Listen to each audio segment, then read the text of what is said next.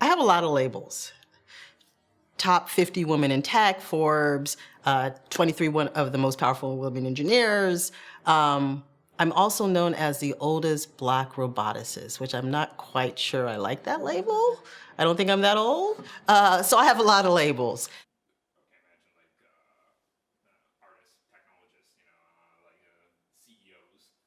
What happened when I was going through education, going to university, a lot of times I might have been the only female in my class.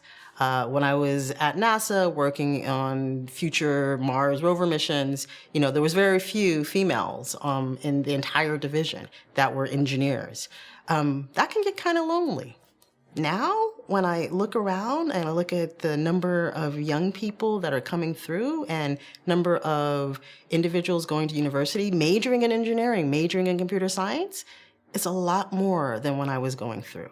So that gives me hope. So that list, I hope, continues to grow and expand. And it won't be well, we need to find out who the top. It'll be like, okay, we need to figure out who we can maybe not count, which is going to be impossible. So I have a problem with engineering, and I will admit this on camera, is I'm most excited about the things that I'm doing right now.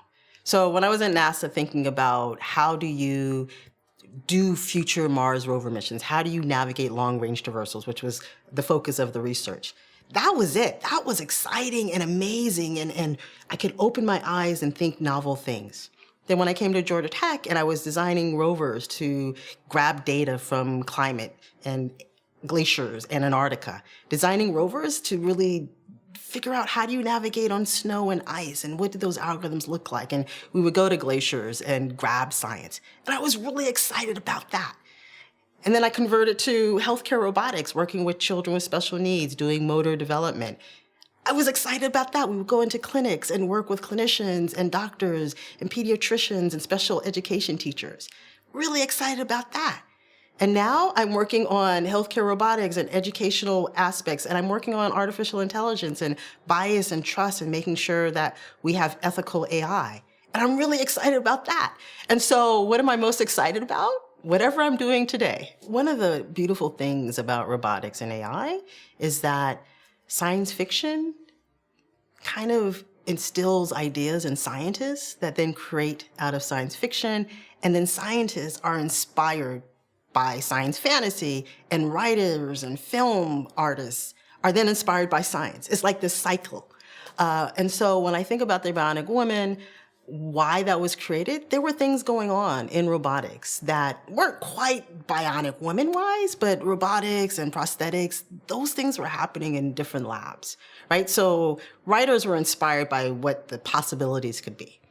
Now we see things like exoskeletons, and we see prosthetics, and we see robotic arms being attached to elbows and shoulders and people controlling it, sometimes with their brain, sometimes with their muscles, which is getting us closer to robotics. We have bionic eyes. So a person who has a visual impairment, there's now operations where they can have an eye that's bionic that can see for them and provide them sight.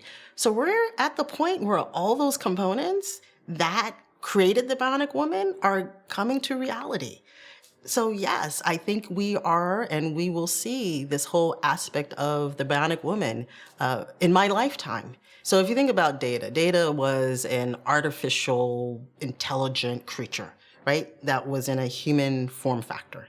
So we have humanoid robots. They don't move quite like Data, but they have a form factor, 2 arms, 2 legs, walking. And so we see them all the time. We have robots now that have the features and skin of people. So Sophia, as an example, which is a robotic that looks like a person. You put a nice wig on her and she might even look even closer to a person. So that reality gets pushed and pushed and pushed. The thing that we don't yet have that we're still struggling with is Data's ability to learn from new problems, come up with new solutions, be immersed in a new environment and figure things out. That we don't quite have, and that's what we call generalized AI, generalized artificial intelligence. I think we're getting closer to some of the components, but not all of them. And so what I see in the future is a Data that's very functional. So Data might be the Data for the kitchen, and can do everything possible in the kitchen, can cook and clean up. But data will not work if you put data in the school system as a teacher. Data would have to relearn. And then it would be a perfect school teacher, right? So I think that's where 200, 300 years, I definitely see that kind of system that's out there.